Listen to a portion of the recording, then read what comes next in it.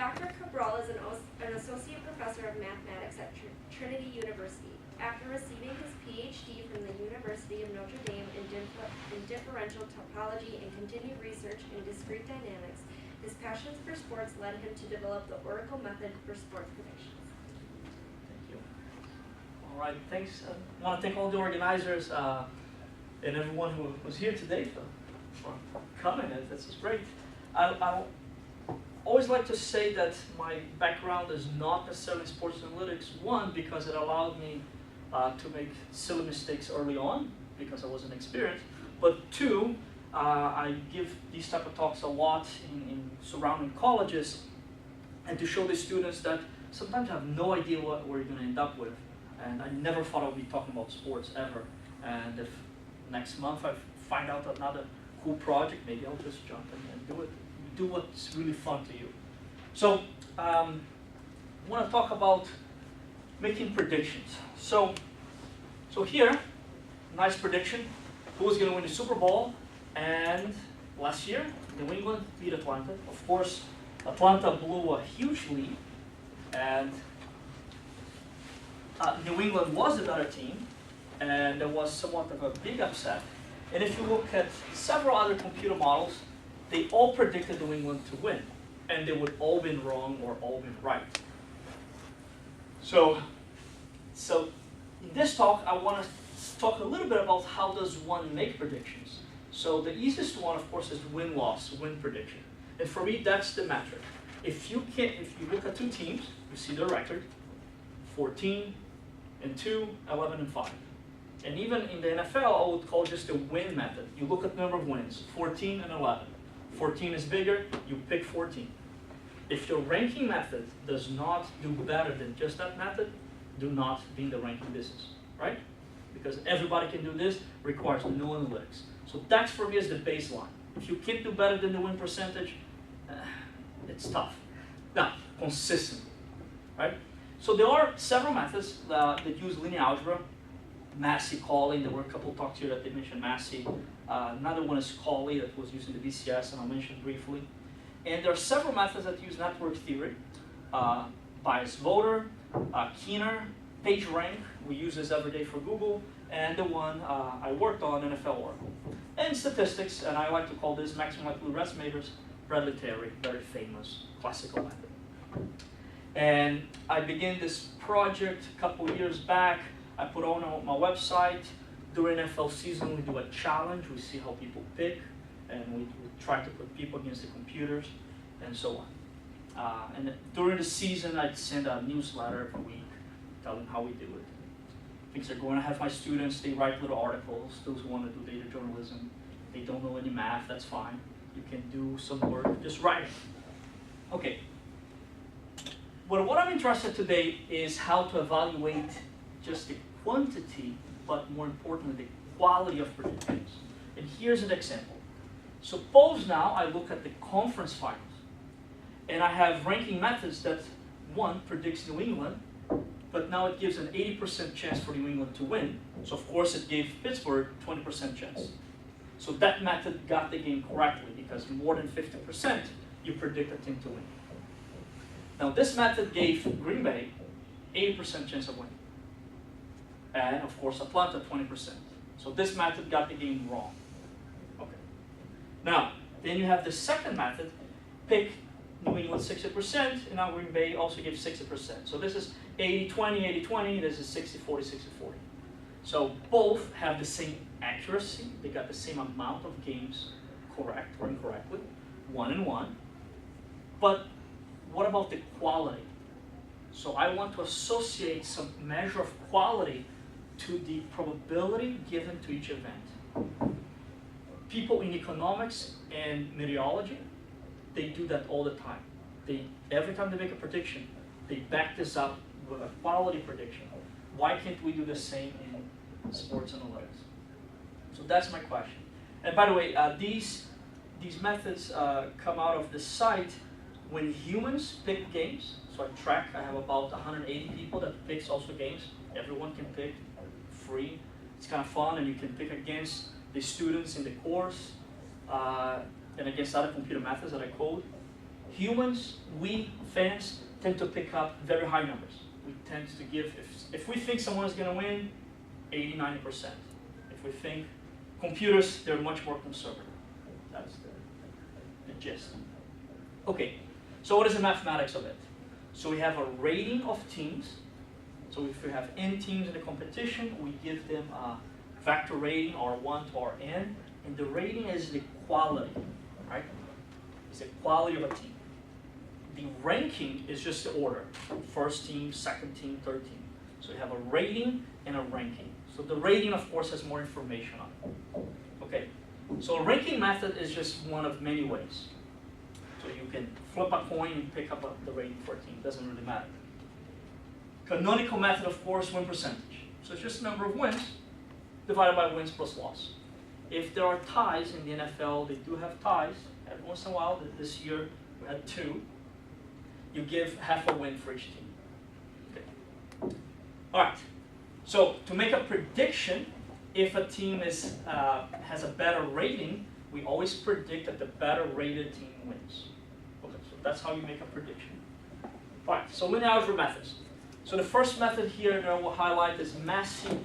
It was one of the 6 computer rankings in the form of BCS. It's not open source. We know what he did in his honor thesis, and basically this is the classical example of when you learn least squares, right? So the rating, the difference in the rating is the expected value of the score differential. And you do a least squares approximation, and you got the rating. Done, right? Now what he actually does, we don't know. It's not open source. Now Cawley. Cawley, he's a physicist. He did one of 6 computers rankings in the form of BCS. It's the only one which is open source. And you basically define the rating of a team as a linear combination of the ratings of the teams that they play. And then you set up the system of equations and you solve it. It's a diagonally dominant matrix, so it's always invertible. Great. What I like to do, my type of rankings are network theory methods. So because I like geometry, I like to visualize these. And the way I'm going to visualize this is if a team beats you, you give the importance that you have, in this case y lost to x, to x. Right? So every tournament can be viewed as a network. The losing giving away importance to the winner. So if you have a network of teams, say these 4 teams, the question is how to rank a network. So that's a question, and what do? You Google for the answer for the question, right? Well, no, that's what Google does. So 1913, this is Andrei Markov, he developed all the theory, great. 55, Kendall is the first one to really look at these pair comparisons. So he does a lot of the theory, and does a lot of applications, and he has even home bias orders. He's one of the examples he looks is about wine tasting, because you do a comparison like this wine versus the second wine. So that's 55. And Larry Page and Brin, they knew all this mathematics, and now they knew how to put those together in a database search. So just because it's fun, and this is the motivation I wanted to teach this in my linear algebra course, I'll go very quickly here. The idea, Sergey and Brin, a node is only as important as a node as points to it. So every node has a rating that we don't know. But if you look at the rating of node 1, it gives away 2 nodes outwards. So it gives out its importance. And we're going to assume it's a fair system. It gives half to each team. So half goes to 3 and half goes to 2. So here we go. So the rating for 2 now absorbs half of the 1, and the rating of 3 absorbs half of the 1. You do the same for 2, but he only loses to team number 4, so it gives away all of its importance. You do the same now for team number 3 and team number 4. Okay, so this is a system of equations, same number of variables, right?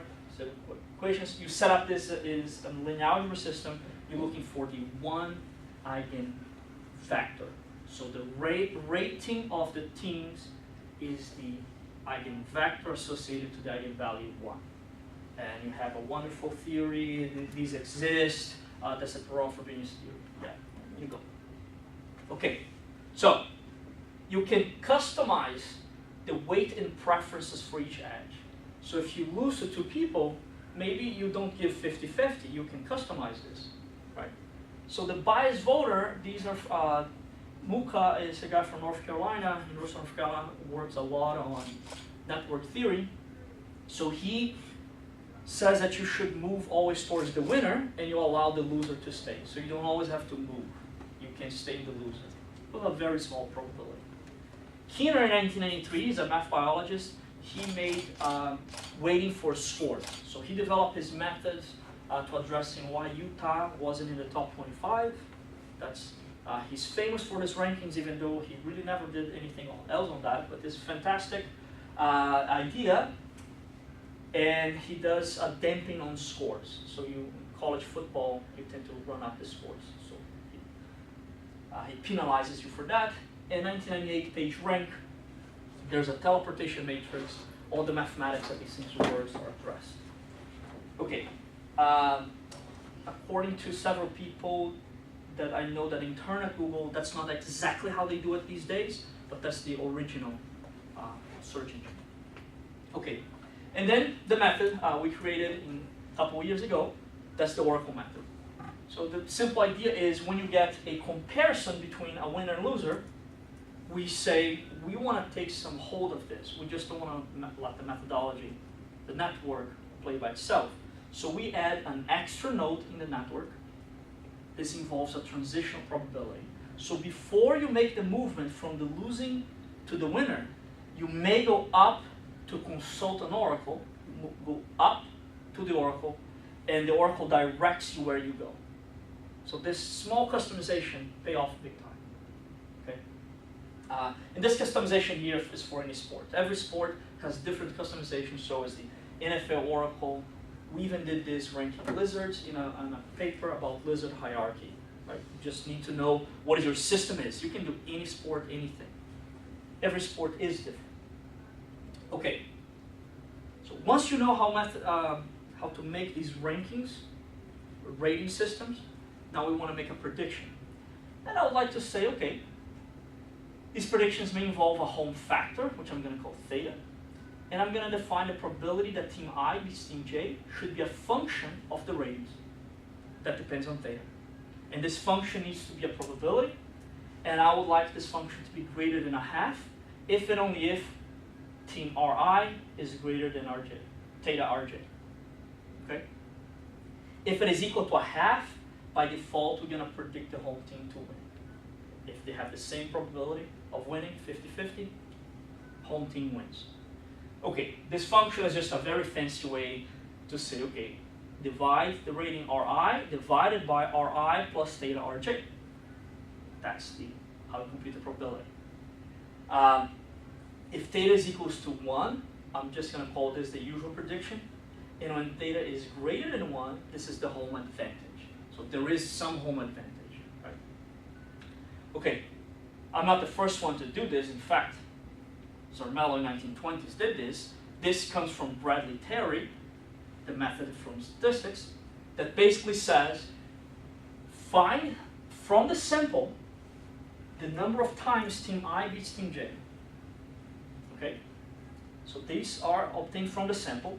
Works great in baseball. Teams in the same division, they play about 20 times within a season. So that's a nice probability. And now you find ratings and the parameter theta that will fit this probability using maximum likelihood estimators. Okay? And in Keener's paper, he showed that this maximum likelihood estimator also is equivalent to least squares. So if you're not strong in stats, that's the best way to start learning about that. Go read the 1993 Keener paper. So you don't even have to worry about maximum likelihood estimators. Just learn about regressions, and it's fantastic. Okay? So again, in that paper, Keener proposed that you should use scores to estimate. The reason you do that is because two teams, they may only play once or twice, right? So the probabilities here that you're going to be estimating from the sample is going to be 100%, 50, or 0, or they do not exist. Or you can use a score, and the score may give you a better indication of the probability. Close game or blowout, change these probabilities. Okay. So, just to compare with standard statistical tools, machine learning, because now these are, you gotta say machine learning because these are hot topics, right? AI, you don't say AI anymore, you say machine learning. And my friends from the computer science department say even linear regression are called machine learning because you're learning the coefficients, right? So every one of us can work in machine learning, in AI. Whether you agree or not, it's okay. But they call it machine learning. So let's call it machine learning as well. Logistic regression. So this seems unnatural because the outcome is a binary variable. So we use in here logit odds, so we can fit the probability, we can fit the ratings. So if we can compute the ratings for a ranking method, we can find the probability using logistic regression. Okay, perfect. Okay, and so how do we evaluate this? So the first idea to evaluate is quantity. How accurate were the predictions? Number of correct predictions divided by the total. Perfect. Quality. Now the quality is a score associated to the probability given. So we can measure this by scoring function. So some score functions that you can use are the log function, mean square error, or the Breyer quadratic score. Okay? Log and Breyer, these are proper, meaning that they're going to be maximized when the probabilities reflect the actual probabilities of the event. Okay? So the one I'm going to use is going to be this quadratic score. So briefly, if you look the probability of the win, that is the probability given to the actual winner of the game, right? So the accuracy is the number of predictions where the probability of the win is 0.5. It's greater than 0.5, right? So if the prediction that I'm going to win is 0.2, right, and I win, well, I didn't get it right, right? So the accuracy, we count the number of predictions where the probability of win is greater than 0.5. The score, I give this funny looking function, 1 minus blah, where it is normalized so that it's 50-50, this will give you 0. Okay? So you gain nothing. Above 50, it's going to give you a positive number. So you gain by predicting the team correctly. And less than 50, of course, is going to be negative. So higher quadratic score, this means it's a better prediction method. Okay? So when you go back to the first example, 80% for New England, and now you got this game correct, and 80%, but you got it wrong. Which means for the first game, the probability that you got the game winner correctly is 8.8. But for the second game, now is a 0.2. So you add these two, and you got the negative 0.72. Okay. For the second ranking method, the probability the winner here 0.6, and here 0.4. These are the winners. This number now is negative 0.8. Right? So for this event, for this game, the ranking method number 2 has higher quality than method 1 because it has a higher quadratic score. Okay? So you want to know, not only I want to get the most correctly, but I want to get the highest quality. Okay? Okay. Of course, you can't always assume that everyone knows the NFL. The NFL divided in 32 teams, 4 divisions, yada yada. And the data, they play 16 games over 17 weeks. So the data is nicely structured. Every week, something happens. I'm only going to look at data since 2002 because we have the same format and have the same teams. Okay. All right. So here's how I'm going to make a prediction, and here's the term we're using. It's going to be a fan foresight prediction. What does it mean? At the end of the week K, I rank all the teams according to my favorite method. And for the next week, I'm going to predict the outcome. Once the week happens, I see how I did. Now, re-rank because I have more training data and do for the next week. Right? Okay. Now, I can only start predictions at week 4. And the reason is because the network becomes strongly connected. It is a technical issue to make sure that this R The ranking vector exists. Okay? And another issue is that Maxim ranking I need to normalize because to make the predictions, I need all my ratings to be positive. Okay? Of course, in the site I make predictions on week 1 because we know what the teams were. But to compare apples to apples, I begin everybody at week 4, right? In the academic papers. And then you see the relative order, how they perform, it's kind of the same. So you don't lose much here. But if you look at the site, I predict from week 1, you can do that. There are ways to go around it. Okay? All right. So the usual way, better team wins. So I look at the logistic regression, I fit the parameters in hindsight, right? And then predict next week. And then I look maximizing quantity. What does it mean? I'm gonna find that theta, the home factor, that I can switch, that in hindsight for the previous week, I maximize the number of games I get correctly. Okay? So, quick example, if my rating is 2, right, and my opponent that plays at home, my rank is 3, my ranking is 2 and my opponent is 3, right? So he plays me and I'm at home, I'm going to lose that game. But if the home factor is 2, now my ranking is going to be 2 times 2, I'm going to be 4, so I'm going to win, right? So you give the home field an advantage, and you see how much can I give a help to the home team until they start winning. And I find this to maximize the quantity, and I find this theta accuracy.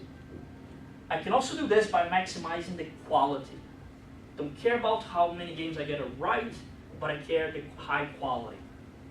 Okay? And then I get this theta QS. Okay. So some of the results. For comparison, blue is in these preceding next few slides. You're going to go quickly. I'm just going to show you a bunch of graphs of results. Blue is the usual. Green here is logistic for comparison. Beginning at week 4, okay, these are about 280 games per season, 2002-2016. Using logistic regression, I actually do a little worse on the win percentage. But Maxim, I do a lot better. Colley, Bias Voter, Keener, PageRank, I do a lot better. And here the Oracle, actually, I don't do as much. Okay. And by the way, the reason I did the Oracle is because these network methods, they're awful for sports. Okay, they're not very good at all because they overvalue upsets. Okay, so they're not very good for predicting sports. You have to put these intermediate steps. You say when upset happens, it can't be too much. But the logistic, they always improve, not the Oracle. Okay. Now, looking at quantity. So quantity, the Oracle actually does not improve by maximizing for quantity. All others do. And the win percentage doesn't either. So that's somewhat surprising. Okay, but noticing that in the past 15 years, no method in blue here, only the Oracle is better than the win percentage. All right? So we spend a lot of time talking about ranking methods, but we don't get any better than win percentage, so why bother? Right, let's go. Okay. Now, when you look at quality, now they all improve, and now using quality, we can actually improve how the Oracle ranks. That's nice. And here, as the title suggests, quality should be over quantity, right? So red should be bigger than yellow.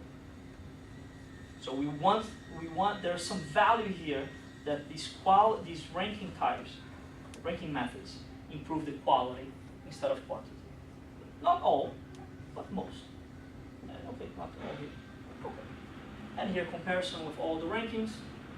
Can you logistic quantity and quality, and notice that the Oracle in this case is nice, stays on top. That's okay. Now remember, to be fair here, Maxim has negative ratings, so the comparison to Maxim is not quite fair. There are ways to jerry-rig this and to fix it, and Maxim has a very similar behavior than the Oracle. Okay, statistically they're about the same, but it's not to normalize things. That's kind of difficult. Now, begin at week 4. Now let's look at week 11, just for fun. If you begin at week 11, we can get much higher accuracy because now we're only predicting after week 10, right? So you wait until week 10 and begin. And you have the same type of phenomenon, and now quality now gets pretty close to the oracle after week 11, okay? Now because my favorite ranking method, of course, is the oracle, let me show you weekly how the oracle goes. So here on the x-axis, I'm looking week by week, starting at week 4 to week 17. Quality in red, quantity in yellow, in gold, okay? So, when the season begins, so first few weeks, your accuracy is about 61, maybe 58%, so it oscillates here. But after week 10, all of a sudden you can start predicting back. In this type of behavior, every ranking system has this behavior. Around week 10, after week 10, you do much, much better. Okay? This is not just the oracle. I could have shown you another plot, you even know that they changed. Okay? The numbers on the y-axis may change slightly, the position change slightly, but it's the same type of behavior. After week 11, you begin a lot more accurate. Okay? And of course, you can be more accurate if you, in hindsight, optimize by quality. Now, which weeks? Now, what about the qualities of the weeks? So we have high quality predictions here, again after week 11, and week 6 and week 10 have the lowest quality. Okay?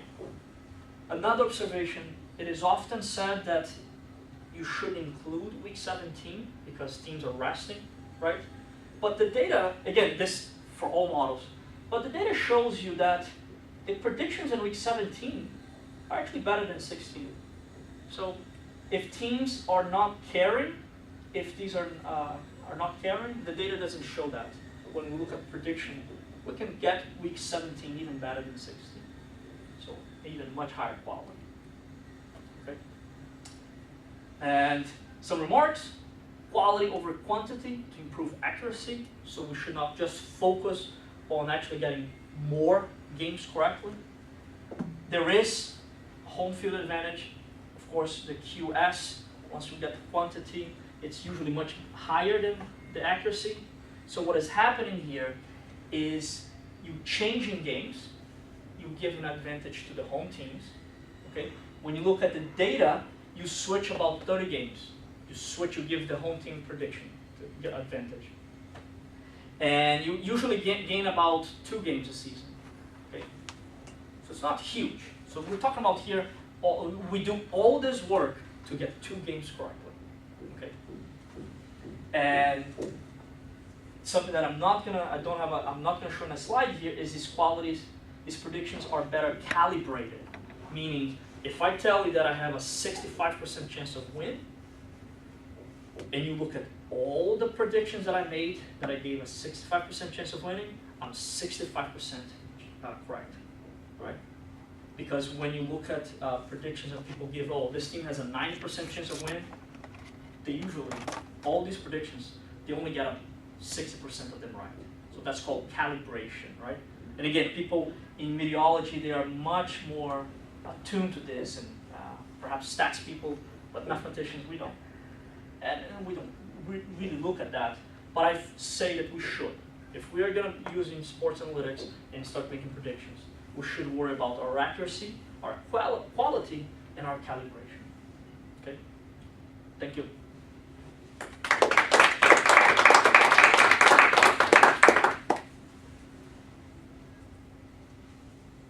When you had those 2 games, was that 2 games correct above just picking the better win percentage? Oh, that's from within the method? You doing all this work, right, from the usual method to quantity and over quality, right? So I can do quantity, but when I do quality, I do all this work just to do better 2 more games. Okay. That's what I'm saying. Right. So I do my usual prediction, I get 2 games better. I switch 30. Yeah. When you estimate theta, is it for the first k weeks, or is it including the k plus 1? Yeah, so when I estimate theta, it's in hindsight for the first k weeks. Then I take 1 theta value. Use that value to estimate k plus 1. Okay. K plus 1 happens, I save that theta value. Now use redo the whole computation, re-estimate a new theta. So I can keep track of theta per week. So my thetas, they start about 1.4, just to give you some idea, 1.4, and they go down to 1.2 by the end of the season. Okay, this is similar to Bradley Terry's theta values, which are about 1.2.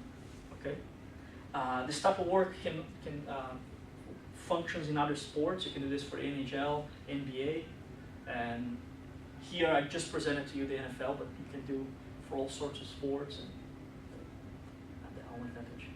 It's always there.